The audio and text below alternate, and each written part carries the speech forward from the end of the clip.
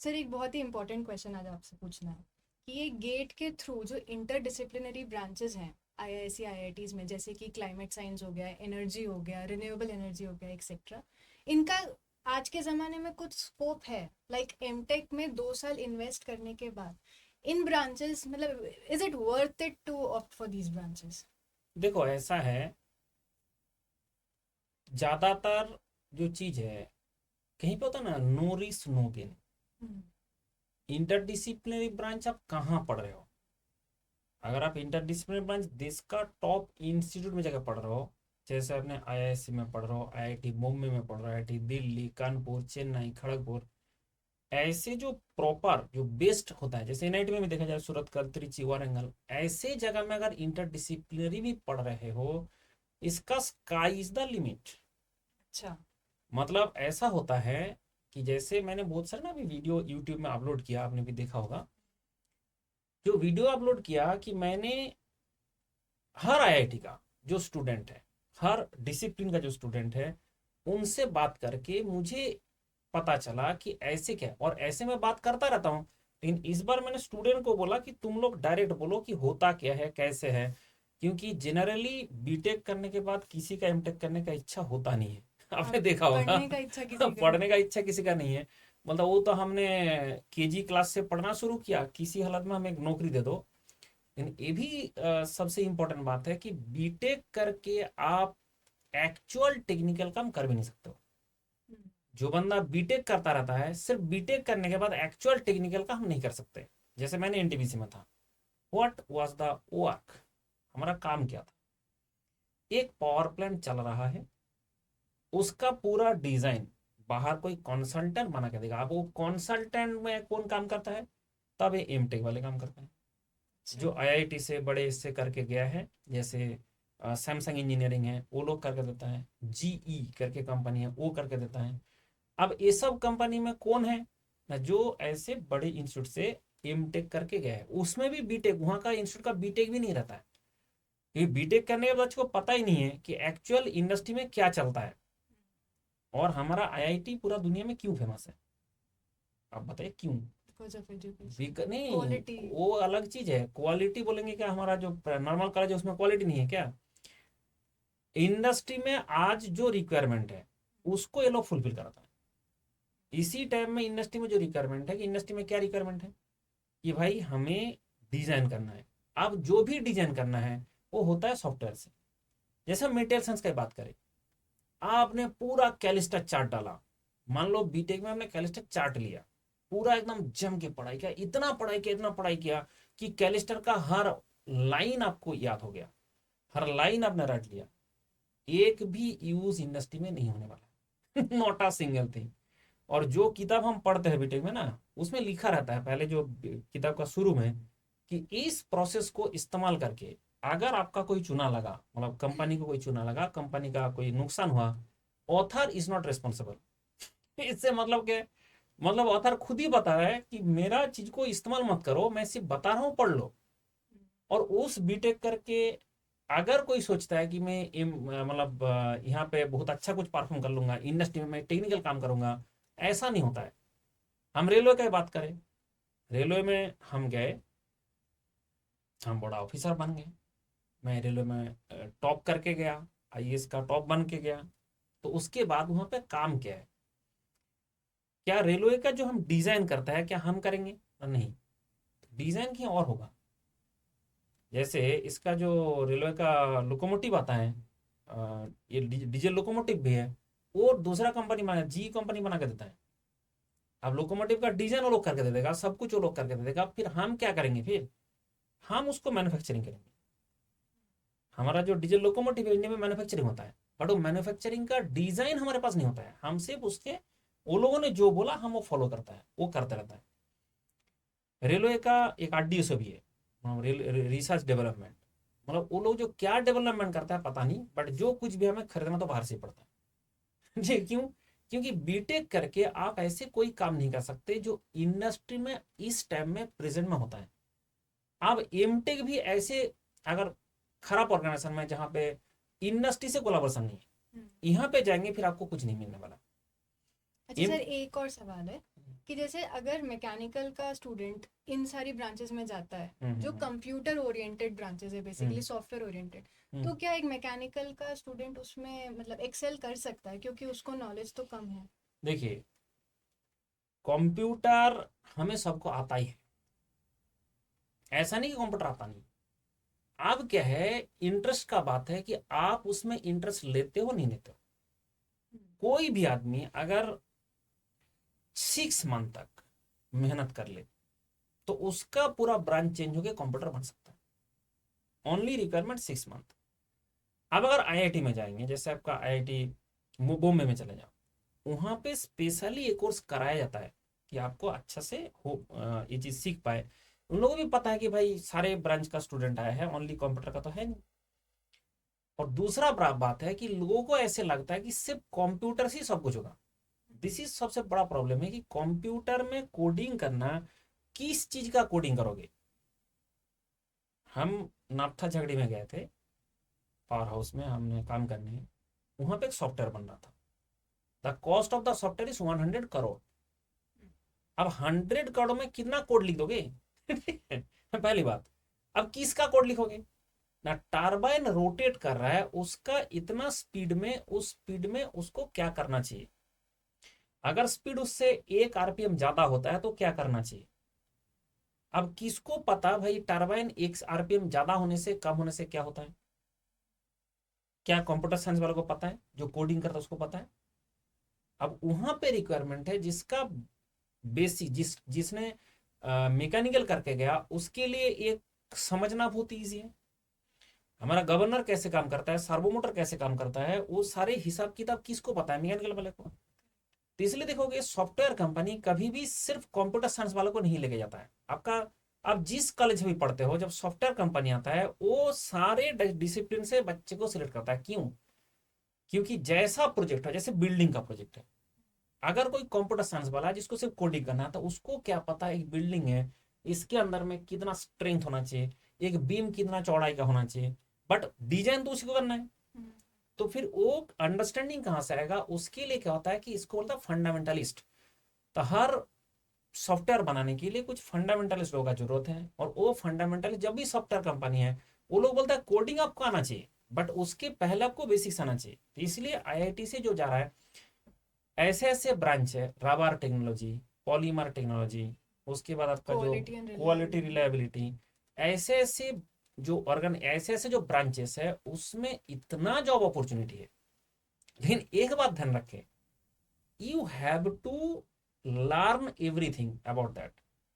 ये जो 2 साल होगा, 2 साल में बनने को पूरा उसमें घुसना पड़ेगा, उस सब्जेक्ट को पूरा समझना पड़ेगा, उस टॉपिक को पूरा समझना पड़ेगा। और ऐसे समझा तो वहां पे देंगे, वहां पे माहौल ही ऐसे है कि बच्चे को समझा तो देता है, लेकिन स्टूडेंट को उसमें फोकस करके काम करना चाहिए, सो दैट ये पता चले कि हम यहाँ पे आए हैं और हम कुछ लेके जाएंगे, कुछ सीख के ही जाएंगे। और अगर ये चीज है तो क्लाइमेट साइंस से भी भर भर के नौकरी मिलता है। एक्चुअली क्लाइमेट साइंस में पढ़ा था क्या है? Remote sensing. अब रिमोट सेंसिंग से रिमोट से भर भर के डेटा आ रहा है। अब उस बंदे के लिए सारा जो रिमोट ये पढ़ा है, वो बेसिकली क्या पढ़ा है, सारा साल क्या पढ़ा है? रिमोट सेंसिंग, रिमोट का डेटा को इस्तेमाल करके कैसे हम वेदर फोरकास्ट करें। अब अगर वेदर फोरकास्ट करने के लिए उसको हजार हजार million billion of data handle करना पड़ा, उस बंदा का डेटा साइंस में कहीं पे चला गया, उसके लिए तो कॉमन बात है। अब वो डेटा किसी का भी हो सकता है, वो सैटेलाइट से आ रहा है डेटा, अलग बात है। बट हमारे पास अगर कोई भी और डेटा है, कोई भी माध्यम से जनरेट हो रहा है, उस डेटा को लेके कंपनी में काम करना उसके लिए बहुत आसान हो जाता है। और सॉफ्टवेयर का जितना, जो सॉफ्टवेयर डेटा हैंडलिंग करता है उसको पता चल जाता है। मतलब क्या हुआ, आप बोलोगे वो तो क्लाइमेट साइंस पढ़ा था। भाई क्लाइमेट साइंस में क्या, क्लाइमेट के बारे में पढ़ना है और हमें वेदर फोरकास्ट करना है, तो there are enormous number of parameters. Number of parameters बहुत सारे हैं। तो हमारे पास बहुत सारे पास्ट डेटा होता है, बहुत सारे रिमोट सेंसिंग का अभी का डेटा होता है, एयर का जो सारे इंस्ट्रूमेंट है वहां का डेटा होता है। सारे इंफॉर्मेशन को इकट्ठा करके यू हैव टू प्रिडिक्ट। अब ऐसी ही चीज अगर बोला जाए कि हम कोई कंपनी का एक न्यू प्रोडक्ट लॉन्च करने जा रहे हैं, तो वो डिफरेंट डिफरेंट जगह से, डिफरेंट डिफरेंट लोकेशन से, डिफरेंट डिफरेंट पर्सन से डेटा कलेक्ट करेगा। उस डेटा को भी प्रिडिक्ट करना पड़ेगा कि ये प्रोडक्ट बिकेगा नहीं बिकेगा। तो चीजें क्या हुआ कि चीजें सिर्फ आपका वो डेटा से वेदर फोरकास्ट हो रहा था, ये डेटा से प्रोडक्ट फोरकास्ट होगा। इसके कारण अगर आपने अच्छा इंस्टीट्यूट में गए, आईआईटी का सारे बच्चे से बात करने के बाद मुझे पता चला कि आपको ज्यादा प्रेफरेंस देना है इंस्टीट्यूट को, क्योंकि वो लोग इंडस्ट्री के साथ कोलाबोरेशन करके काम कर रहा है, और ऐसे ऐसे प्रोफेसर है जिनके पास 10-15 प्रोजेक्ट चलता रहता है। आपको ऐसे प्रोजेक्ट में एसोसिएट कर देंगे जो इंडस्ट्री में चल रहा है। अब जो इंडस्ट्री का प्रोजेक्ट है चला रहा है, जो काम प्रोजेक्ट का मतलब होता है कि कोई प्रॉब्लम है जिसका सॉल्यूशन हो रहा है, उसी कंपनी में जाके आपको उस प्रोजेक्ट में आप एसोसिएटेड थे, उसके बाद आप उसी कंपनी में जाके अपने आर&डी में काम करने लग गए।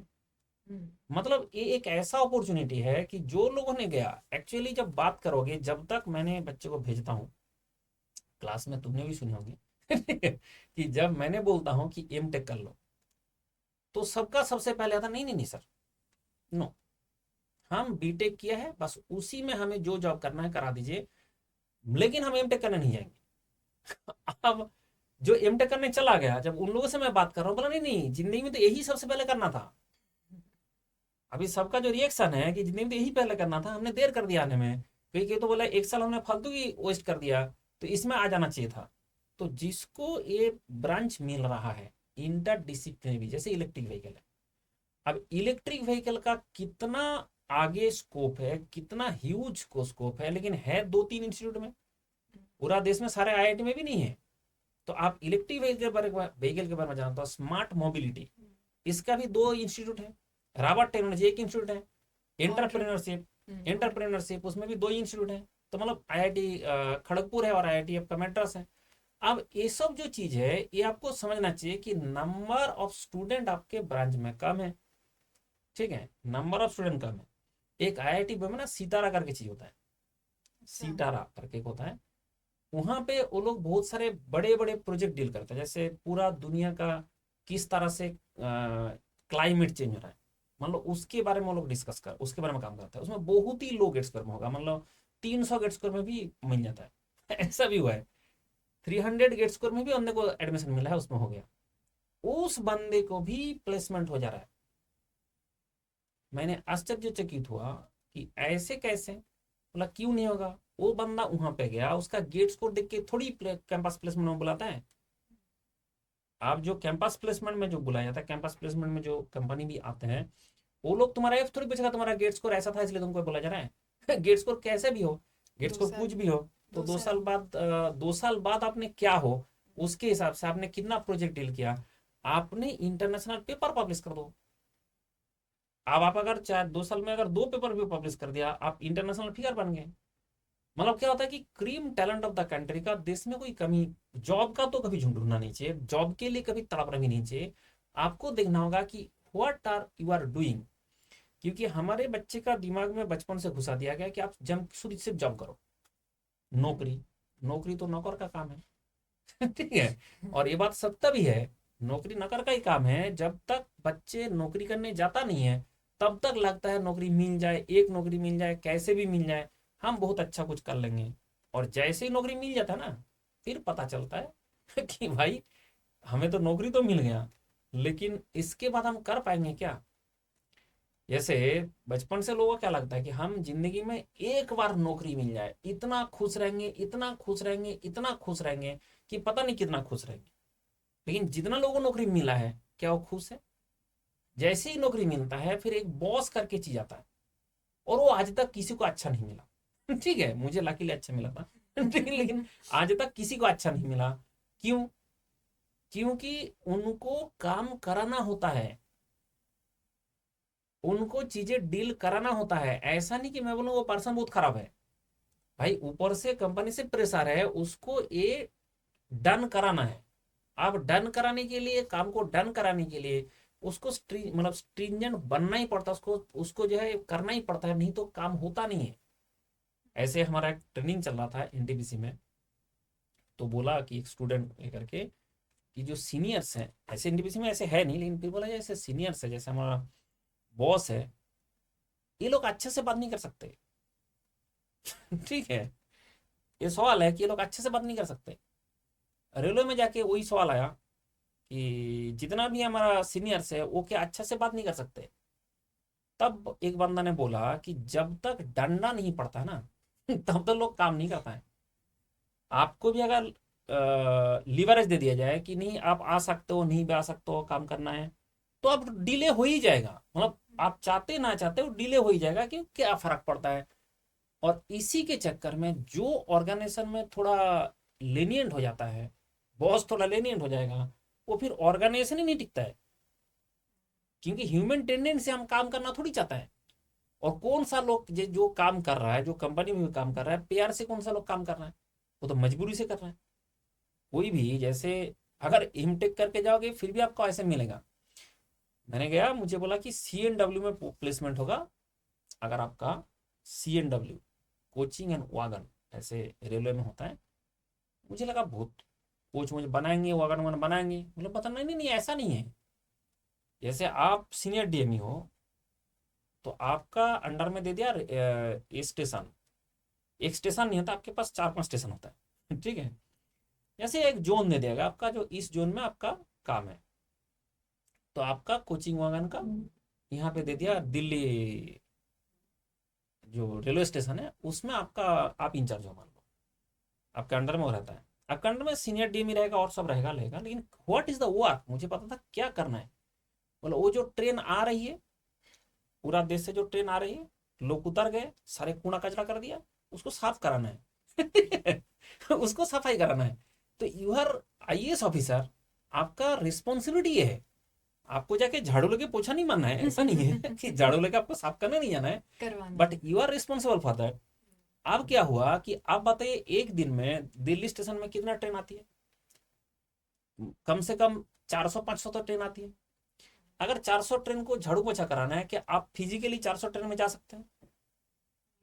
नहीं जा सकते। अब प्रॉब्लम क्या हो गया कि वो आप ही रिस्पॉन्सिबल हो। कोई बंदा अगर उस ट्रेन में कोई गंदगी है, कोई कंप्लेन किया, तो you are responsible for that. तो आप बताइए कि जो आदमी झाड़ू पोछा कर रहा है, क्या वो प्यार से कर रहा है? आप लॉजिकली सोचिए। आप जो है ऐसे आपसे बॉस, एज ए बॉस नहीं सोचिए, आप ऐसे सोचिए कि जो आदमी काम कर रहा है, कि जो झाड़ू पोछा तो कोई करेगा, अब जो करेगा क्या वो बहुत प्यार से कर रहा है? क्या उसका बहुत जब बचपन से दिल का अरमा था कि मैं सारे ट्रेन का झाड़ू पोछा करूं अब क्या हुआ, उसका दिल का अरमा होगा कि मैं ना भी करूं चलेगा। अगर एक बार भी ये पता चल जाए कि ये ना करने से भी चल जाएगा, और आप अगर स्ट्रांग नहीं होंगे, तो फिर वो झाड़ू पोछा ढंग से होगा ही नहीं। अब इसलिए क्या होता है कि हमारा जितना भी ऑफिसर को मैंने देखा हूँ, ठीक है, मुझे भी अगर काम करना होता, काम करना नहीं, मुझे काम करवाना होता, तो लोग तो प्यार से करेगा ही नहीं। तो बाय डिफॉल्ट क्या है, स्ट्रांग बनो। बाय डिफॉल्ट क्या है कि आपको वो बुरा बनना ही पड़ेगा, नहीं तो लोग डरेगा ही नहीं, और डरेगा नहीं तो काम करेगा नहीं। तो इसलिए क्या होता है कि ये एक बहुत बड़ा प्रॉब्लम है, जिसको भी नौकरी नौकरी लागे हुए हो कि मुझे किसी हालत में नौकरी मिल जाए, कैसे भी एक नौकरी मिल जाए। Quality of job matters a lot. एक तो एक तो जॉब कम हुआ है, और दूसरा क्वालिटी कम हुआ है, और एम्प्लॉयमेंट एक under employment, that is a serious problem. Under employment, जिस स्टूडेंट का जो कैपेबिलिटी है, जो कैलिबर है, अगर उसको हम उससे लो क्वालिटी का काम दे देते हैं तो कर ही नहीं सकता। लेकिन पहले क्या होगा, थोड़ा पैसा मिलेगा, 1 साल 2 साल उसका मतलब एनर्जी से हो जाता है काम, 1 साल 2 साल कर लेता है कोई। उसके बाद बोर होना शुरू हो जाएगा कि मैं कर क्या रहा हूँ, मैं क्या सारा जिंदगी में यही करने के लिए पैदा हुआ था ठीक है। अगर ऐसे टाइप का सोचने लगे, फिर आपका जो अंडर एम्प्लॉयमेंट है, that is a serious issue. तो सर अंडर एम्प्लॉयमेंट से कैसे हम बाहर निकले, सवाल तो ये आ जाएगा, अंडर एम्प्लॉयमेंट से कैसे बाहर निकले।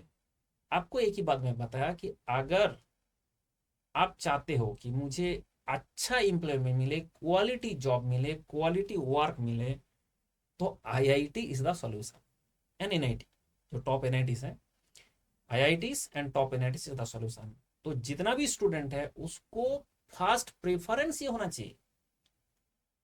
लेकिन किसका इतना फास्ट प्रेफरेंस होता है? सबका प्रेफरेंस होता है मैं PSU चला जाऊंगा, मैं इसमें चला जाऊंगा, मैं IAS में चला जाऊंगा, इसमें चला जाऊंगा। चले जाओगे, फिर आप जिंदगी बिताते भी रहोगे। ऐसे नहीं वहां पे खराब है, कूलेस्ट लाइफ है। जैसे NTPC हो, ONGC हो, IFCL हो, जहां भी आप जाओगे, लाइफ कूलेस्ट लाइफ है। कूलेस्ट लाइफ का मतलब क्या होता है कि आपको टेंशन नहीं रहना है कि मेरा नौकरी चला जाएगा तो क्या होगा, मेरा घर में कोई बीमार हो जाए तो उसके लिए जो मेडिसिन है वो कहाँ से आएगा, मेडिकल एक्सपेंडिचर कहाँ से आएगा, ये सब आपको नहीं सोचना होता है, क्योंकि वो सारे कंपनी की तरफ से प्रोवाइड किया जाता है। एडुकेशन बच्चे का पढ़ना है उसके लिए भी फी आपको मिलता है। तो मतलब क्या होता है कि पीएसयू में जाने से लाइफ कूलेस्ट रहता है, इसमें कोई डाउट नहीं है। बट कूलेस्ट मतलब ऐसे नहीं कि एकदम कूल होके आपने बर्फ बन जाओगे ठीक है। कूलेस्ट मतलब होता है कि पीएसयू में जाके जब आप काम करोगे तो उसमें आपका जो ड्यूटी है उतना करना पड़ता है। कुछ लोग ना इसके साथ कंपेयर कर लेता है कि जैसे कुछ वो लोगों ने देखा सरकारी बाबू बाबू टक्कर लोग देखा, जो लोग कुछ नहीं करता है, ऐसा देखा। सिर्फ जाना है और बैठना है। हाँ, जाना है बैठना है, कुछ बैठने बैठते भी नहीं है। कुछ लोग तो जाते हैं, लंच वंच करते हैं, घर से भी डब्बा लेके जाते हैं, लंच करके वहीं से वापस आ जाता है, ऐसा भी है। तो इस टाइप का लोगों को देख देख के हमारा जो स्टूडेंट है उसका दिमाग में भी ये परसेप्शन हो जाता है, शायद हम भी अगर पीएसयू में जाएंगे तो इस टाइप का होगा ठीक है। बहुत गलत फहमी है तुम्हारा। जिस ऑर्गेनाइजेशन आप देखे हो वहां पे कोई काउंटेबल अकाउंटेबिलिटी नहीं है। जहां पे अकाउंट, यही बोल रहा था ना मैंने कि बॉस को स्ट्रांग क्यों होना पड़ता है, अकाउंटेबिलिटी नहीं है। जैसे हमारा अन्ना हजारे जी बता रहे थे कि अकाउंटेबिलिटी चाहिए। हमने कोई अगर काम के लिए अप्लाई किया तो मुझे 15 दिन में, 20 दिन में, कितना दिन में मिलेगा, ऐसे कुछ मुझे एग्जैक्टली डेटा पता नहीं है कि कितना दिन बोले थे उन्होंने। बट उन्होंने बोला था नहीं that they should be accountable. लेकिन आप पीएसयू में हमेशा अकाउंटेबल हो। एनटीपीसी में टरबाइन घूम रहा है, अगर घूमना बंद हो गया तो हो गया, खेल खत्म। एक बार अगर टरबाइन कोई गलती से बंद हो जाए तो उसको बंद करने में 8 घंटा लगता है पूरा पूरा प्लान को क्लोज करने में 8 आवर्स लगेगा, फिर दोबारा रिस्टार्ट करने में लिए आपको 12 घंटे लगेगा। अब 20 घंटे में 2.5 करोड़ का चूना लगेगा तो ये जो चीज है कि क्या हम वहां पे गलती अलाउ कर सकता है कि हम तो सो गए थे, हम तो पहुंच नहीं पाए थे टाइम में, उसके चक्कर में हो गया, तो ये नहीं हो सकता। ठीक है, ट्रेन चल रही है तो जो ड्राइवर है वो बोल रहा है मैं तो सो गया था, मैंने देखा ही नहीं ठीक है मैंने तो सिग्नल देखा ही नहीं, तो ऐसे चलेगा। तो मतलब ये जो चीज है जहां पे एक्चुअल में पैसा कमा के हमें देना पड़ता है, ये सबसे बड़ा गलत फहमी है स्टूडेंट का कि एनटीपीसी ओएनजीसी ये सब सरकारी है। भाई बहुत गलत आपका फहमी है। वो सरकार के अंडर में है बस, पैसा उसको खुद कमाना होता है। हर साल गवर्नमेंट को हमें पैसा देना पड़ता है। जैसे एनटीपीसी में था, मैं एनटीपीसी में था, उसी जमाने में गवर्नमेंट को 5,000 करोड़ 10,000 करोड़ रुपया हर साल हमें कमा के देना पड़ता था, इन्हीं गवर्नमेंट हमें देते थे। तो फिर कहाँ से सरकारी जॉब हुआ ना, सरकारी जॉब हुआ कि उसका जो पॉलिसी है वो सरकारी का जो है वहां से डायरेक्टिव से चलता है, वो मिनिस्टर की पावर मिनिस्ट्री के अंडर में चलता है। नहीं, ऐसा नहीं कि वहां पे आपको काम नहीं करना पड़ेगा। अगर काम नहीं करोगे पैसा कमाई नहीं होगा, कमाई नहीं होगा, फिर आपको जो पीएसयू है बेच दिया जाएगा। अभी तो प्रॉफिटेबल होने से बेच देते हैं वो अलग बात है। लेकिन जो प्रॉफिटेबल है, जितना भी पीएसयू प्रॉफिटेबल है उसमें आपका ड्यूटी आपको करना पड़ेगा। अगर आपको 10 घंटे ड्यूटी दिया गया तो you have to do that. उसके बाद आप फ्री हो, उसके बाद आपको कुछ दिक्कत नहीं है। जैसे अगर प्राइवेट में जाओगे तो उसके बाद भी दिक्कत है थोड़ा सा, कि हमारा प्रेशर रहता है, आपका टारगेट रहता है, ये सब सारे प्रॉब्लम रहता है। तो उसके कारण वहां पे ये प्रॉब्लम नहीं है। लेकिन आपका जो ड्यूटी है do you have to do, आपको बहुत अच्छा से ड्यूटी निभाना पड़ेगा। नहीं तो आपका जो है फिर उससे भी रिमूवल ऑफ द सर्विस होता है। पीएसयू में रिमूवल ऑफ द सर्विस बहुत ईजी है, जैसे सरकारी में उतना ईजी नहीं है, बट पीएसयू में बहुत ईजी होता है। क्योंकि जो काम आपने नहीं किया है क्या पकड़ में आ ही जाएगा कि किसके गलती से कुछ हुआ है। अगर ऐसे कुछ गलती से हुआ है रेलवे में, कोई आपका गलती से हुआ है, removal of the service is very easy, इसमें कोई दिक्कत नहीं है। तो इसलिए क्या होता है कि जो बच्चे समझता है कि मुझे पीएसयू में चले जाना है, मुझे इसमें जाना है, पूरा ऐश का जिंदगी बिताएंगे, कुछ नहीं करेंगे, ऐसा कुछ भी नहीं होता है। काम आपको ढंग से करना ही पड़ेगा। तो सर मतलब डिज़ाइन थर्मल ये एक पीरियड चला था ना कि every student was after these two branches कि हमको अच्छे आईआईटी में डिज़ाइन और थर्मल मिल जाए। तो आप क्या अभी सजेस्ट करेंगे कि अभी वो एक रिवर्सल आया है, अभी गेट 2023 के थ्रू जो बच्चे एडमिशन ले रहे हैं they should not only focus on design and thermal, but ये सारे जो इंटरडिसिप्लिनरी ब्रांचेस हैं इन पे भी फोकस उनको अब करना चाहिए। बिल्कुल बिल्कुल आपने सही बात कहा। डिजाइन थर्मल से ऊपर में अभी आ गया इंडस्ट्रियल इंजीनियरिंग। तो सबसे पहले तो स्टूडेंट को अभी इंडस्ट्रियल इंजीनियरिंग में फोकस करना चाहिए, जिसको नहीं मिला, ठीक है, टॉप आईआईटीज में नहीं मिला, उसके बाद वो सोच सकता है कि डिजाइन थर्मल इसमें। लेकिन इसमें और एक बात है, कोई अगर पीएचडी करना चाहता है, जैसे अब्रॉड जाना चाहता है, तो उसके लिए तो हम सजेस्ट करेंगे डिजाइन। मतलब ऐसा है कि आप चाहते हो कि मुझे एमटेक करके नौकरी करना है, तो आपके लिए industrial will be the first priority, और नीति मुंबई विल बी द और फर्स्ट प्रायोरिटी। लेकिन अगर आपके लिए बाद में और हायर स्टडी का इच्छा है, अब कुछ लोगों को तो पता ही नहीं हायर स्टडी में होता क्या है, वो अलग बात है। अगर आप हायर स्टडी का इच्छा रखते हो, आप अब्रॉड जाना चाहते हो कुछ, उसके केस में जो डिजाइन था, हमारी जो कन्वेंशनल ब्रांचेस है, they are very good. Sir उसमें तो नैनो टेक्नोलॉजी एक और actually nano technology, nano science, एक नैनो पार्टिकल। अब मैकेनिकल वाले को क्या होता है, नैनो सुनते हो नैनो पार्टिकल समझ में आता है। भाई नैनो पार्टिकल मेटेरियल साइंस का एक छोटा सा ब्रांच है। नैनो टेक्नोलॉजी पूरा ये जो इलेक्ट्रॉनिक्स दुनिया है, इलेक्ट्रॉनिक का दुनिया, उसमें सब कुछ तो नैनो है। आपका डायोड ट्रायोड जो कुछ भी है, क्या है, सारे नैनो साइज के है ना। इसलिए nano science and nano technology वो बेसिकली इलेक्ट्रॉनिक्स का है। अब उसके लिए वो इंटरडिसिप्लिनरी इलेक्ट्रॉनिक्स का स्टूडेंट भी रहता है। तो nano science nano technology it is very good branch, and अगर आप उसमें एंट्री करेंगे तो आपको बहुत बड़ा जो कंपनी है वहां पे प्लेसमेंट हो जाएगा। दूसरा बात हो रहा है कि जिस तरह से दुनिया ग्रो कर रहा है, इलेक्ट्रॉनिक्स तो और ग्रो करेगा। तो इलेक्ट्रॉनिक्स जितना ग्रो करेगा, हमारा चिप का यूज और बढ़ेगा, माइक्रो प्रोसेसर का यूज और बढ़ेगा, और जितना बढ़ेगा तो उसके हिसाब से क्या होगा, नया नया कंपनी बनाना शुरू करेंगे। अभी जैसे इंटेल हो गया, एएमडी हो गया, ऐसे कुछ दो चार ही कंपनी है वर्ल्ड में जो चिप बनाता रहता है। लेकिन ये भी धीरे धीरे सारे कंपनी बनाना शुरू करेगा। एंड इंडिया जिस तरह से ग्रो कर रहा है, ये भी आपको पता है कि भाई ये तो जरूर हमें रिक्वायरमेंट होगा। इसलिए अभी नैनो टेक्नोलॉजी, नैनो साइंस, ये सब जो चीज़ें, इसका बहुत ज़्यादा जरूरत पड़ गया। जैसे माइक्रोबायोलॉजी, लोगों ने ना बायोलॉजी जो पढ़ते थे, मेडिकल जो पढ़ते थे, वो लोगों ने उसको सबसे निगलेक्टेड ब्रांच समझते थे। अब कोरोना आ गया ठीक है, अब पता चल गया नहीं नहीं नहीं, नैनो जो ये आपका जो माइक्रोबायोलॉजी। माइक्रोबायोलॉजी है, that is very good opportunity उसमें मिलता है, और उसी से तो सब कुछ होता है।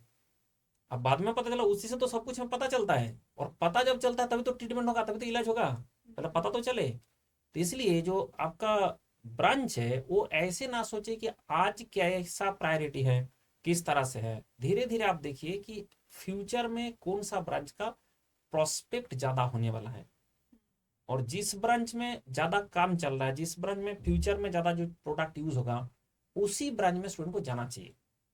डिजाइन करने के बाद भी तो सॉफ्टवेयर का ही काम करना पड़ता है। डिजाइन क्या है, इसका मतलब वो फॉर्मूला लगा लगा के करेंगे, मैक्सिमम स्ट्रेस थ्योरी ठीक है, maximum principal stress theory, formal stress theory, ये सब थ्योरी लगा के करेंगे डिजाइन, तब तो आपका डिजाइन हो गया। क्योंकि जो किताब में लिखा है, उस किताब में लिखा है, ये प्रोसेस फॉलो करके आपका कोई डिजाइन करोगे, गलती होगा तो हम रिस्पॉन्सिबल नहीं है। तो फिर कौन रिस्पॉन्सिबल है, तब जाके उसके लिए बना हुआ सॉफ्टवेयर है, एनसीस है, डायनेमिक्स डिजाइन अवेलेबल है, एडम्स अवेलेबल है, जैसे जहाँ पे थ्योरी ऑफ प्लास्टिसिटी अवेलेबल है, एलिस डायन अवेलेबल है। तो ऐसे बहुत सारे सॉफ्टवेयर है जो आपको वहीं पे जाके सीखना पड़ता है। ठीक है, तो वहीं पे जाके सीखना पड़ता है। तो इसके कारण क्या होगा कि अगर आप चाहते हो कि मुझे अच्छा से परफॉर्म करना है, अच्छा से पढ़ाई करना है, तो मैं सजेस्ट करूंगा IIT and top NIT is the best place to go. And interdisciplinary जो ब्रांच है, उसका थोड़ा सा स्टैटिस्टिक्स पहले देख लेना कि पढ़ाया क्या जाएगा, और पुराना स्टैटिस्टिक्स क्या है, जैसे इसमें प्लेसमेंट का, वो देख के आप आश्चर्यचकित होंगे कि इतना कम स्कोर में इतना लोगों को नौकरी मिलता रहता है। वो मिलने के बाद आप उसमें एडमिशन ले। मतलब ऐसा नहीं होता कि मैंने बोला और ब्लाइंडली जगह आपने ले लिया, आपको क्या करना पड़ेगा, एक बार देख लेना पड़ेगा। और एवरीथिंग आईआईटी का वेबसाइट में अवेलेबल है। तो ये भी अगर आप प्रयास ना करें तो फिर आपसे पढ़ाई भी नहीं हो पाएगा ठीक है, कुछ लोगों को लगता है कि मैंने 5-7 आईआईटी का मैं बात कर रहा हूँ, उसका भी मैंने वेबसाइट से चेक नहीं करूंगा, आप ही बता दो। तो ये जो अगर ऐसे आपका एटीट्यूड है, तो आप आईआईटी में जा ही मत। क्योंकि आईआईटी में जाने के बाद ये रिसर्च टाइप का ही वर्क होगा, और उसमें आपको ढूंढना ही पड़ता है, सिर्फ किताब के ऊपर बैठे रहने से भी नहीं होता है। इसलिए ये बहुत जरूरी है। तो बात ध्यान रखें कि जिंदगी में जो इंटरडिसिप्लिनरी ब्रांच का बात हो रहा है, वो भी बहुत अच्छा है ठीक है। इंटरडिसिप्लिनरी जो ब्रांच है वो भी बहुत अच्छा होता है, एंड उसमें भी भर भर के अपॉर्चुनिटी है जॉब का। तो वो जॉब अपॉर्चुनिटी आप ग्रैब करें, एंड फिर वो भी नहीं मिला तो तब जाके आपके पास ऑप्शन तो आता ही है री प्रिपरेशन का। एंड अगर री प्रिपरेशन करें तो फिर ऑप्शन मंडल है। ठीक है, अब मैं तो अभी सारे सब्जेक्ट पढ़ाता हूँ, आपको अगर जो सब्जेक्ट पढ़ना है मेरे से गाइड लो, एंड मैं आपको नेक्स्ट ईयर, मैंने बोला ना, एक वीडियो मैंने बनाया था कि इस बार ड्रॉप नहीं टॉप। जैसे आपने देखे होंगे जितना भी एयर 1 2 3 4, मतलब जो टॉप 100 रैंक भी अगर आप देखोगे, ज्यादातर स्टूडेंट रिपीटर्स होता है, मोस्टली स्टूडेंट रिपीटर्स होता है। उसका बहुत ही कम परसेंट होगा जो फ्रेशर्स होता है। तो फ्रेशर्स नहीं कर सकता क्या? ये ट्रेंड चेंज हो रहा है, धीरे धीरे धीरे धीरे फ्रेशर्स भी आ रहा है। नंबर ऑफ फ्रेशर्स अभी बढ़ा है और बढ़ेगा, क्योंकि पहले से सेकेंड ईयर से थर्ड ईयर से ये अपॉर्चुनिटी मिल रहा है थ्रू ऑनलाइन। इसके कारण अभी विदाउट ईयर गैप बच्चे कर पा रहा है, इसलिए जो थर्ड ईयर में फोर्थ ईयर में भी अच्छा परफॉर्म किया है। बट फिर भी देखा जा रहा है जो रिपीटर्स अभी भी डोमिनेटिंग है इन टॉप 100 रैंक।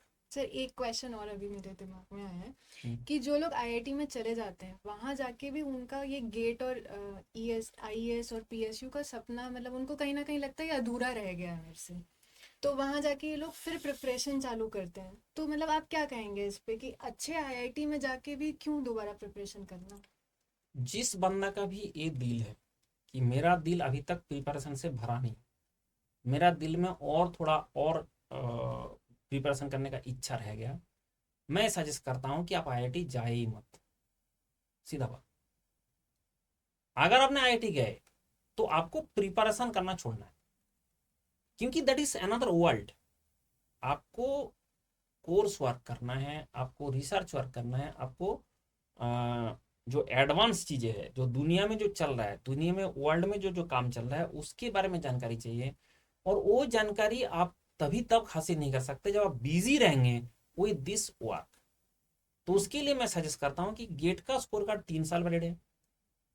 आपका अगर दिल में थोड़ा बहुत भी छुपा रह गया कि मेरे से इस बार अच्छा नहीं हो पाया, मैं इसके बाद टॉप कर जाऊंगा, अगर किसी का दिल में ऐसे है, तो आप 1 साल टॉप कर ले, टॉप करने का प्रयास कर ले। अगर टॉप कर गए तो बहुत खुशी की बात है, और नहीं कर पाया तो नेक्स्ट ईयर आप एडमिशन ले सकता है सेम गेट स्कोर से एंड सेम ब्रांच में, उसमें कोई दिक्कत नहीं है, क्योंकि गेट का स्कोर 3 साल वैलिड है। जो थर्ड ईयर है, जो फोर्थ ईयर है, एंड जो और 1 साल का भी आपको ऑप्शन मिल जाता है।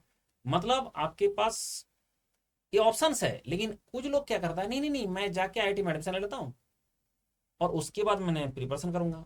ज्यादातर इसमें दिल्ली आईआईटी में कुछ स्टूडेंट बहुत गड़बड़ करता है इस चीज का, ना तो उसका पीएसयू प्रिपरेशन हो पाता है और ना तो उसका एमटेक में कुछ एम टेक में कुछ अच्छा हो पाता है। तो ऐसे स्टूडेंट को मैं बोलता हूँ दो जिंदगी खराब करता है। ठीक है, सही बात है। कैसे दो जिंदगी?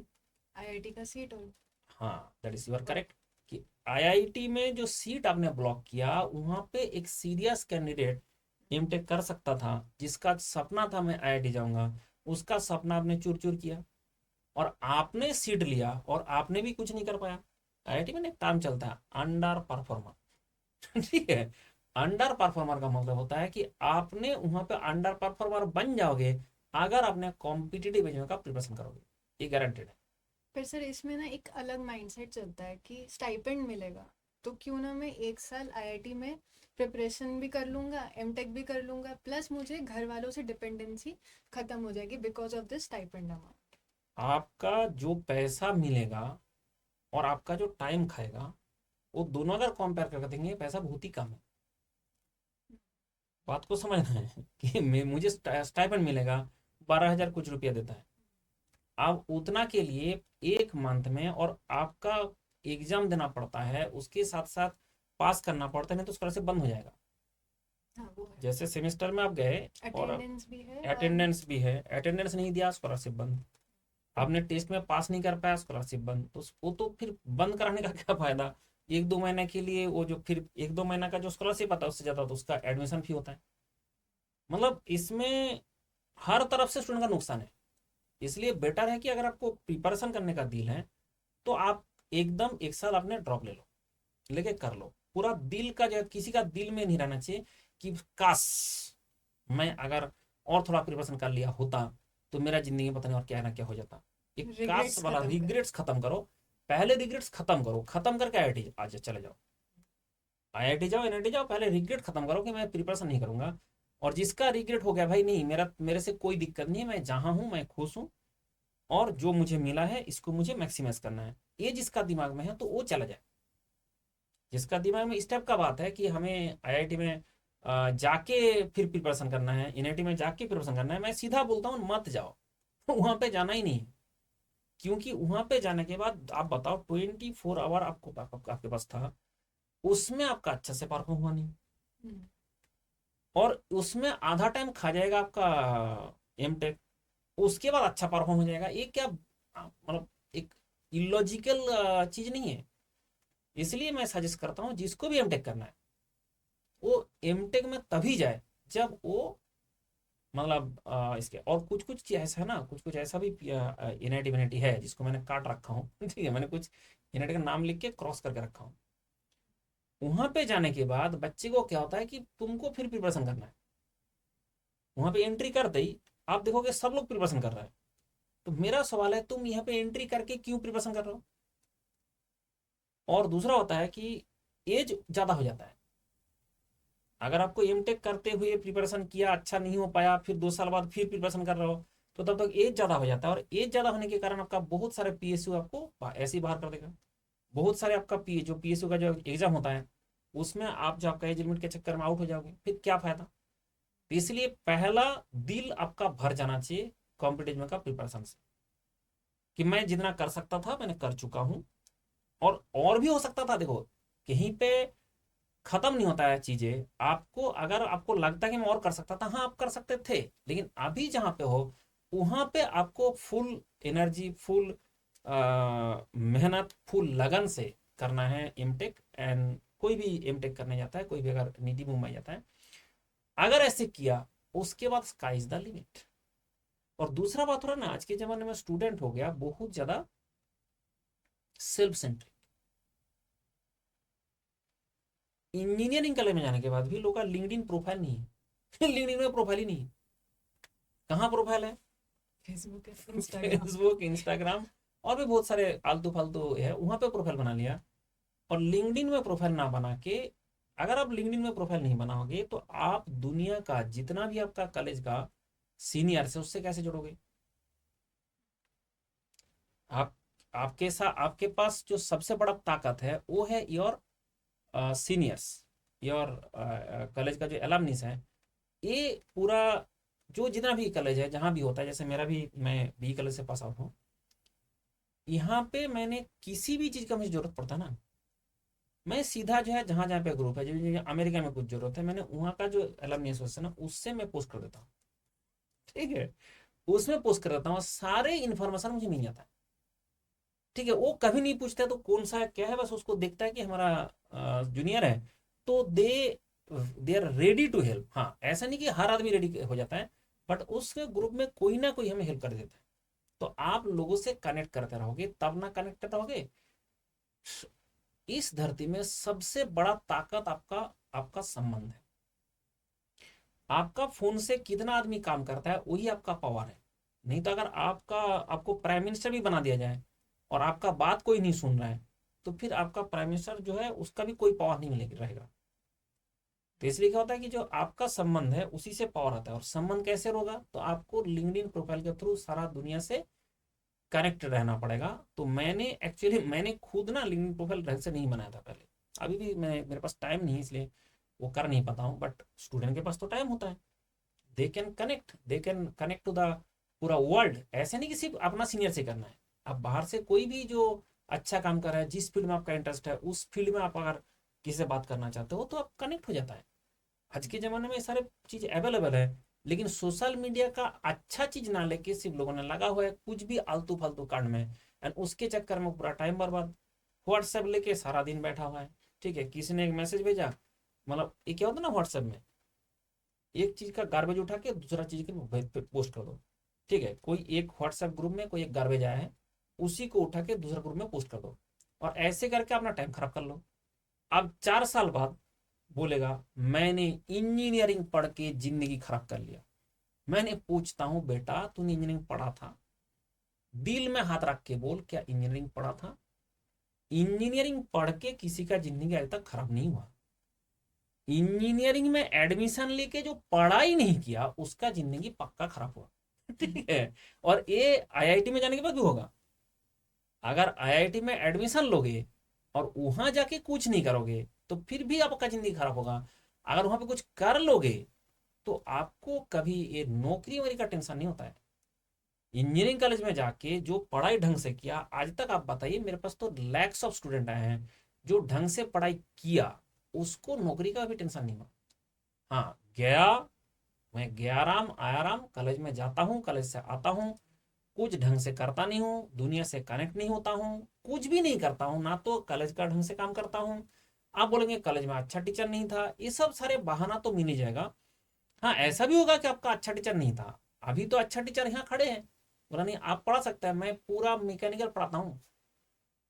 और ऐसा नहीं कि अभी से, अभी तो वीडियो रिकॉर्डिंग अवेलेबल है, पहले से तो स्टडी मटेरियल में दे रहा था। 2007 से गूगल में कोई भी सर्च करे, हर बंदा को स्टडी मटेरियल मिल रहा था।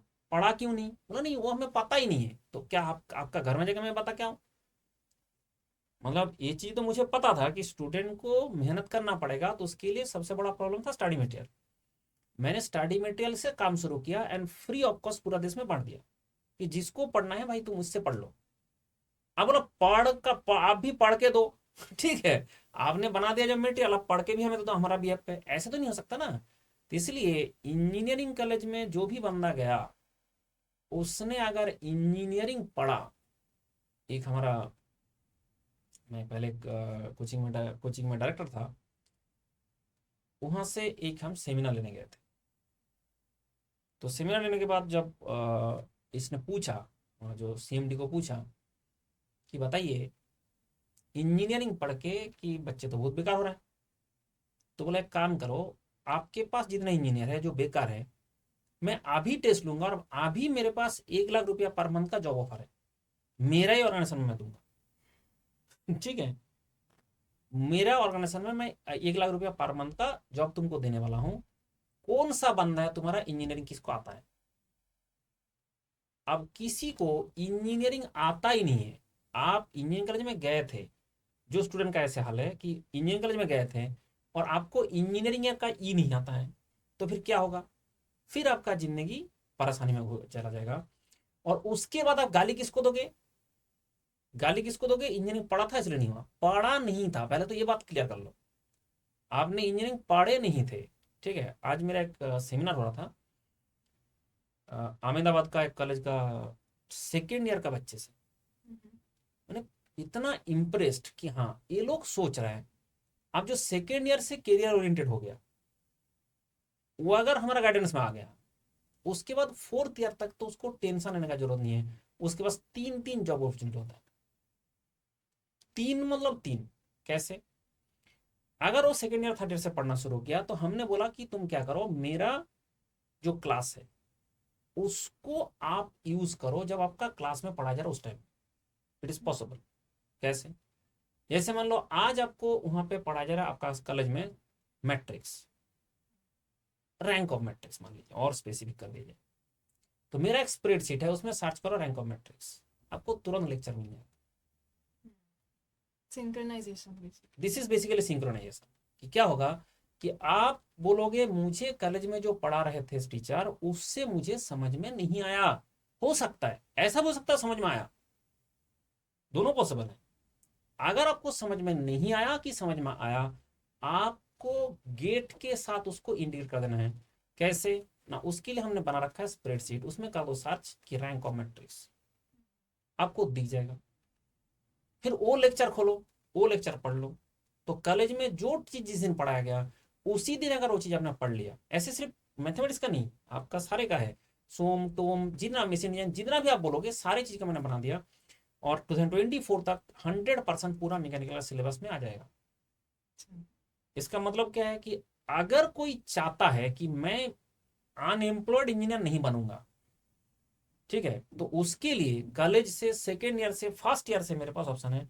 फर्स्ट ईयर में मैथमेटिक्स एप्टीट्यूड इंजीनियरिंग मैकेनिक्स से सब पढ़ लो। आप ये सब सारे सब्जेक्ट पढ़ लेंगे तो आपका 40 मार्क्स का तो गेट का ऐसे ही खत्म हो जा रहा है। ठीक है, 35-35 मार्क्स तो ऐसे ही हो जाएगा। तो मतलब क्या कि first year, second year, third year, fourth year हर स्टूडेंट के लिए मेरे पास उसका सिस्टमेटिक प्लान प्रोसीजर अवेलेबल है। लेकिन बच्चे का कहना, करूंगा मैं कुछ नहीं। मैं एक इंजीनियरिंग कॉलेज में आया हूँ, यहाँ का जो प्लेसमेंट सेल है उन लोगों का काम है कंपनी को बुला बुला के लाए, और मैं कुछ नहीं जवाब दे पाऊंगा इंटरव्यू में, और उसके बाद मुझे कैंपस प्लेसमेंट मिल जाए। ये दिल का आरमा ज्यादातर स्टूडेंट का है। मेहनत करके मैं जॉब लेके आऊंगा, ये इच्छा बहुत ही कम स्टूडेंट का है। और अगर वो वहां पे मेहनत करे तो उसका कैंपस में जो कंपनी आएगा भर भर के सिलेक्शन करेगा। ठीक है, एक्चुअली मैंने एक बार ऐसे हुआ, भोपाल सेंटर में सोम का क्लास ले रहा था। ठीक है, अब सोम का क्लास मैंने मोस्टली खत्म कर दिया। उस टाइम में एक प्लेसमेंट के लिए कंपनी आया, एक प्लेस इसमें वहाँ का कॉलेज में 10 बंदा सिलेक्ट हुए। जो कंपनी एक नहीं तो दो, हर साल उस कॉलेज से एक नहीं तो दो बंदा का सिलेक्ट कर रहे थे। ठीक है, जो लोग बताए थे वो लोग भी सुन लो। जो भोपाल सेंटर का जो खेल का केस हुआ था, एक साथ 10 बंदा को सिलेक्ट कर लिया। ठीक है, अब क्यों? क्योंकि वहां पे जो इंटरव्यू लेने आए थे उसने बोला इस कॉलेज का ही मैं नाम लिख दूंगा सोम। जिस बंदा को पूछ रहा है what is your favourite subject, सोम। अब उस टाइम तो मेरा जस्ट खत्म होने वाला था, तो उसके बाद क्या हुआ कि उस टाइम में एकदम बच्चे के खून में घुस चुका है सोम। उस इंटरव्यूअर जो जो सवाल पूछा, स्ट्रेस पहले आता है कि स्ट्रेन पहले आता है, ठीक है, ये टेंशन टेस्ट में कैसे होता है, ईल स्ट्रेस, मतलब इतना सारे जो सवाल पूछा है, हर चीज का जब करेक्ट आंसर मिला, ही वाज सो इम्प्रेस्ड कि 10 बंदा को सिलेक्ट कर लिया था। ठीक है, आए थे 2 बंदा को सिलेक्ट करने के लिए, 10 बंदा को सिलेक्ट करके ले गया कि आज तक मुझे इस तरह से क्लैरिटी के साथ कोई भी आंसर नहीं दे पाया। ठीक है, तो ये जो चीज है कि ये मैं बता रहा हूं कि अगर आपने देश का टॉप एजुकेटर से पढ़ोगे तो आपको वो ऑप्शन मिल जाएगा और आपका आंसर देने का तरीका बदल जाएगा। एंड वो तरीका जो इंटरव्यूअर है वो भी ढूंढता है कि कोई तो अच्छा से बता पाए।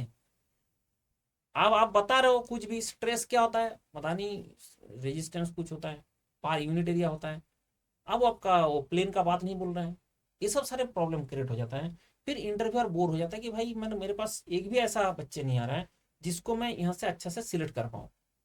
तो इंटरव्यूअर भी ढूंढता है कि कोई तो हो जो ढंग से पढ़ाई किया हो, और वो ढंग से पढ़ाई ऐसा होता है बहुत से स्टूडेंट करना चाहता है।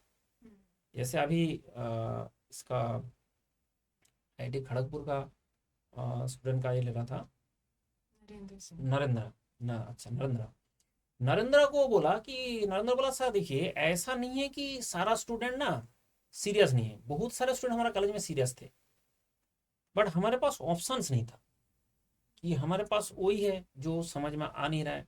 कॉलेज में जिन टीचर से समझ में आता था उसमें थोड़ा इंटरेस्ट आ जाता था सब्जेक्ट में, और बाकी में हम बोर होते रहते थे। बट कॉम्पिटेटिव एग्जाम में तो ऐसा नहीं हो सकता कि मुझे एक सब्जेक्ट में वीकनेस रह गया, तो हमें सारे अच्छा चाहिए, और सारे अच्छा मिलता नहीं थे। बोला हाँ ये तो आपने सही कहा कि एक कॉलेज में हर टीचर खराब भी नहीं हो सकता, हर अच्छा भी नहीं हो सकता, लेकिन आपको हर सब्जेक्ट में मास्टर बनना है। अब कैसे करें ना, उसके लिए हमें हमसे जुड़ना पड़ेगा, और उसका अगर जोड़ेंगे तो ये गारंटेड है कि आपका सपना पूरा हो जाएगा। आप जब जब बात हो रहा है कि आपका पहला सवाल मैं बताता हूँ कि इंटर डिसिप्लिनरी ब्रांच जो एक्सप्लोर नहीं किया उसके लिए इससे कुछ नहीं होगा, और जिसने एक्सप्लोर किया वो इस चीज को क्या करेंगे, मैक्सिमम वहां से आउटपुट लेके चले जाएंगे। गेट स्कोर कम था, लेकिन अगर इंटरडिसिप्लिन में चला गया तो बहुत मैक्सिमम आउटपुट लेके आ जाएगा ना, तो उसमें मैक्सिमम आउटपुट मिल जाएगा। तो ये एक बहुत बड़ा बात होता है कि जब आप एमटेक करते हो कि कुछ भी करते हो तो आपको पहले से थोड़ा होमवर्क चाहिए कि इस फील्ड का फ्यूचर प्रोस्पेक्ट क्या है। और वो फ्यूचर आपको, होमवर्क का मतलब ये नहीं कि घर में बैठ के होमवर्क करना है, मैं आपको बोल रहा हूँ आईआईटी का वेबसाइट है, उसमें उस डिपार्टमेंट में चले जाओ, क्या क्या काम चल रहा है आपको दिख जाएगा। ठीक है, कुछ लोग इंटरव्यू देने जाता है आईआईटी में, आईआईएससी में, वो पता ही नहीं है। नैनो साइंस में इंटरव्यू देने गया बंदा को पता ही नहीं नैनो साइंस होता है क्या, उसका लगा नैनो पार्टिकल, फिर उसको लेगा क्या इसमें, भाई उसका एक बार वेबसाइट में चले जाओ, जाके देख तो लो उस डिपार्टमेंट में क्या काम चल रहा है, किस टाइप का वर्क होता है। तो ये सब जो चीजें थोड़ा सा मेहनत का जरूरत है, और थोड़ा सा बच्चे का अभी समझना पड़ेगा। लाइफ में ये बात ध्यान रखे, एक कबूतर का भी तब तक दाना नहीं मिलता है जब तक वो मेहनत नहीं करता। तो इंसान को फ्री में दाना नहीं मिल सकता, इसलिए मेहनत तो करना पड़ेगा। आप मेहनत क्या दुखी होके करें? क्यों दुखी होके करें? आपके पास ऑप्शन है कि आप अगर लोड को डिस्ट्रीब्यूट कर लेंगे तो फिर आपको मेहनत का दिक्कत ही नहीं है। लोड क्या है ना, 4 साल का लोड 1 साल में लेता है। 4 साल तक आपने ढंग से पढ़ाई नहीं किया, व्हाट्सएप में लगे रहे, सोशल मीडिया में लगे रहे, पता नहीं क्या क्या फालतू कामों में लगे रहे। अब 4 साल बाद क्या निकला? दुनिया से किसी से आप कनेक्टेड नहीं हो, कोई काम आपने ढंग से नहीं किया, आपका जो परफॉर्मेंस है, आपका जो सीजीपीए है, आपका जो परसेंटेज ऑफ मार्क्स है, वो भी अच्छा नहीं है। अब फिर कौन कंपनी का इच्छा होगा कि आपको, आप जैसा आलसी टाइप का एक आदमी को रिक्रूट किया जाए? क्योंकि पहले पहले लगता है ना, जैसे कंपनी में जाने से पहले ऐसे लगता है कि मैं ऐसा काम करूंगा ना, कंपनी के लिए जान दे दूंगा, ठीक है। तो ऐसे टाइप का सोचता है, लेकिन एक्चुअल में जिस दिन प्लेसमेंट हो जाता है उसके बाद से ये इच्छा भी खत्म हो जाता है। अब कंपनी दिखता है कि भाई हमने एक बंदा का रिक्रूट करके लाया, तो पर्सन जो आपका लाइफ में होता है, आपका ऑर्गेनाइजेशन में होता है, they are your biggest asset और बिगेस्ट लायबिलिटीज। तो कोई भी कंपनी खुद से लायबिलिटीज तो क्रिएट नहीं करेगा, तो इसलिए वो ढूंढना चाहता है कि कोई तो होगा जो थोड़ा सीरियस था क्लास में, कोई तो होगा जो सीरियसली पढ़ाई किया बचपन से। तो ऐसे जो सीरियस कैंडिडेट है वो सीरियस रहेंगे, जो काम करता है वो काम करेंगे, ऐसे उन लोगों का कहना है। ठीक है। और उसके कारण वो ढूंढता रहता है वही चेहरा कि कौन है जो हमारा ऐसे, तो ऐसे इंटरव्यू का जो प्रोसेस है, जीडी वीडी जो होता रहता है, उसमें क्या है, उसमें ऐसा कोई कंपनी के बारे में नहीं होता है। वो लोग देख लेता है कि हाँ, ये बंदा को अगर हम रिक्रूट करेंगे ये हमारा काम करेगा, और जो बचपन से कभी काम किया नहीं वो करेगा भी नहीं, और उसको जैसे ही काम देगा कंपनी, उसको लगेगा मेरे सिर पे बोझ आ रहा है। तो इसलिए जो रिक्रूटमेंट सेल है, देखो टाटा, टाटा क्यों है? टाटा कंपनी टाटा क्यों है? टाटा का रिक्रूटमेंट प्रोसेस देखो, एक भी घटिया आदमी को ये लोग रिक्रूटमेंट नहीं करता है। चाहे आपका कितना भी टैलेंटेड हो, चाहे आपका कितना भी स्कोर हो, उसको कभी रिक्रूटमेंट नहीं करता। इनका रिक्रूटमेंट सेल इतना स्ट्रांग है, इतना स्ट्रांग है, वो छानबीन करके पूरा बंदा का पूरा छानबीन करके रखता है। उसके कारण एक ऑर्गेनाइजेशन इतना बड़ा ऑर्गेनाइजेशन चला पा रहा है। और हम लोग जब शादी करने जाता है, हम लोग एक गलत चुन के लेके आ जाता है। ठीक है, हमसे तो वो चुन हम तो वो भी ठीक से चुन नहीं पाता है। तो इसका मतलब क्या होगा कि अगर आप ऑर्गेनाइजेशन चलाना चाहते हो, अगर आप ऑर्गेनाइजेशन में भी अच्छा कुछ करना है, अगर आपने कंपनी बनाना चाहते हो, Bill Gates, Bill Gates basically, पता है ना आपको कहाँ से? हार्वर्ड से ड्रॉप आउट थे। हार्वर्ड से ड्रॉप आउट थे ना। बिल गेट्स हार्वर्ड से ड्रॉप आउट थे, लेकिन बिल गेट जितना लोगों को रिक्रूट किया, कोई भी ड्रॉप आउट को रिक्रूट नहीं किया था। ये सोचना, सोचना कभी बैठ के कि बिल गेट्स बन गए, अब सारे लोग उसका था, मतलब स्कूल का ड्रॉप आउट हो जाएगा, कॉलेज का ड्रॉप आउट हो जाएगा, भाई वो हार्वर्ड का ड्रॉप आउट है। ठीक है, पहले तो कहां पे पहुंचा देखो, हार्वर्ड तक पहुंचा तो सही, उसके बाद वो ड्रॉप आउट है। लेकिन उसके बावजूद उनका ऑर्गेनाइजेशन में जिसको नौकरी देते थे, जिसको काम करने के लिए लेके आते थे, किसको, जो अच्छा परफॉर्म किया पूरा, जैसे इंडिया से आईआईटी से आईआईएम से बंदा को लेके गया, क्यों? जितना ड्रॉप आउट है लेके जाते। ठीक है। तो इसका मतलब जो ऑर्गेनाइजेशन चलाने के लिए भी हमें ध्यान रखना पड़ता है कि ऐसे तो ऑर्गेनाइजेशन कोई भी अच्छा परफॉर्म करेगा कि घटिया होगा, वो उसका रिक्रूटमेंट प्रोसेस में ही आ जाता है। हमारा देश में भी जो भी रिक्रूटमेंट प्रोसेस है, वो जहां भी जिस ऑर्गेनाइजेशन का अच्छा है, एनटीपीसी, ठीक है, बहुत ही अच्छा रिक्रूटमेंट प्रोसेस था, तब जाके वो देश का बेस्ट एम्प्लॉयर बन गया था। मैं जब ज्वाइन किया तो बेस्ट एम्प्लॉयर बन गया था। ठीक है, क्यों ना? That is there, the recruitment process इतना क्लीन स्टक क्रिस्टल क्लियर था, एंड एकदम वही बंदा को चुन चुन के लाया था जो सही में काम करेगा। आज तक मेरा एनटीपीसी में मैंने पूरा देश में हजार हजार मतलब लैक्स ऑफ लोगों से मिला हूं, बट एनटीपीसी का जो मेरा ग्रुप है, जो बैच है, they are the best person I I ever met. पूरा बैच में जो लोग हैं ना दे आर वेस्ट पर्सन। तो ये कहाँ से ढूंढा ना, एनटीपीसी का जो रिक्रूटमेंट सेल है उसमें कुछ ऐसा लोग थे जो लोगों ने चुन चुन के बंदा ढूंढे थे पूरा देश से, एंड जो बेस्ट है। नॉट ओनली, ऐसे नहीं बोलूंगा मैंने सारे टैलेंटेड है बहुत ही है, ऐसा बात नहीं है, बट वो ऑर्गेनाइजेशन का काम करेगा। एंड उसके बाद अभी भी मैं देखता हूँ कि they are the best persons.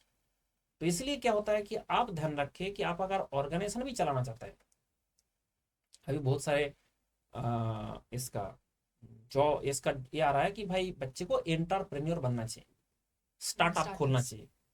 आप स्टार्टअप तो तब खोलोगे आपका पहले रिक्रूटमेंट का प्रोसेस क्लियर होना चाहिए। जो बंदा ढूंढ के रिक्रूटमेंट ठीक से कर सकता है वो कुछ भी खोलेगा चलेगा। ठीक है, आप आपका मोहल्ले में कुछ भी खोल के स्कूल खोलना चला चालू कर दो, रेस्टोरेंट खोलना चालू कर दो, कुछ भी कर दो चलेगा, बट आपको सिर्फ रिक्रूटमेंट ठीक से आना चाहिए। एंड एकदम क्रिस्टल क्लियर आपके पास आइडिया होना चाहिए कि किसको कौन मेरा काम कर रहा है कौन नहीं कर रहा है। जो पर्सन आपके साथ रहता है they are your biggest asset और बिगेस्ट लायबिलिटी। और अगर आपने लायबिलिटी क्रिएट कर लिया बस आपका ऑर्गेनाइजेशन वहीं पे खत्म। पार्शियलिटी क्रिएट कर लिया तो आपका ऑर्गेनाइजेशन वहीं पे खत्म, कि ये तो मेरा फूफा का चाचा का बेटा है इसलिए ये जो करेगा गलती करेगा तब भी नहीं। You have to be impartial. Impartial for everyone. And आपका ऑर्गेनाइजेशन का जो गोल है सबके पास क्लियर होना चाहिए कि हमारा गोल क्या है। और वो अगर गोल नहीं कोई फुलफिल करने में काम कर रहा है उसको 1 सेकंड भी टाइम लगना चाहिए, सैक करना जरूरी है, नहीं तो ऑर्गेनाइजेशन नहीं टिकेगा। आप एम्प्लॉय को पैसा भी दे रहे हो उसका तो काम ही नहीं कर रहा है, आपका जो कंपनी का बदनामी होगा। ठीक है, क्योंकि अगर ढंग से सर्विस नहीं दिया तो फिर बदनामी होगा, तो फिर कंपनी कैसे टिकेगा। इसलिए देखोगे बहुत सारे लोगों ने खुला था स्टार्टअप फिर बंद भी हो गया, क्योंकि they are unable to recruit the good person. इसलिए आपका जिंदगी में भी और आपका ऑर्गेनाइजेशन में भी आपको अगर गुड पर्सन सेट करना आता है तो आपका जिंदगी में प्रॉब्लम नहीं है। And आपका जिंदगी में भी जैसे अभी गेट दिया है, गेट का स्कोर कार्ड को लेकर आप क्या करोगे। बहुत लोगों का बहुत अच्छा स्कोर है लेकिन वो यूटिलाइज ही नहीं कर पाया, और बहुत लोगों का लो स्कोर था वो जाके आईआईटी में जाके एंटरप्रेन्योरशिप। एंटरप्रेन्योरशिप लेके उसके बाद अच्छा नौकरी में चला गया। तो वो डिपेंड करता है कि आप किस तरह से उसको यूज करते हो। रिसोर्स सबके पास सेम है लेकिन आप यूज किस तरह से करते हो। तो इसलिए एकदम खुश होके अपना काम करते रहे। इंजीनियरिंग पढ़ के, ध्यान रख के, बार बार मैं बोल रहा हूँ, इंजीनियरिंग पढ़ के किसी का जिंदगी खराब नहीं हुआ। इंजीनियरिंग में घुस के जो पढ़ाई नहीं किया उसके कारण जिंदगी खराब हुआ। इसलिए अपना काम करते रहे एंड खुश रहे, मेरा यही संदेश है। एंड इसके लिए जो भी बाकी जिसका रिक्वायरमेंट होगा, जो भी जिसका स्टडी रिलेटेड कोई भी क्वेरी होगा मुझे डायरेक्ट व्हाट्सएप कर देना, मैं आपको तुरंत तुरंत ना ही 2-3 दिन मेरा भी लगता है क्योंकि इतना मैसेज आता है, मैं 2-3 दिन बाद आपको आंसर दे दूंगा, लेकिन आंसर आपको मिलेगा। ठीक है, चलो खुश रहो, bye bye, take care, thank you ma'am for coming. Thank you and sir. बहुत अच्छा लगा कि आपने एक ऐसे सवाल लेके आए जिसके कारण हमने इतना कुछ बात बता पाए। Thank you very much.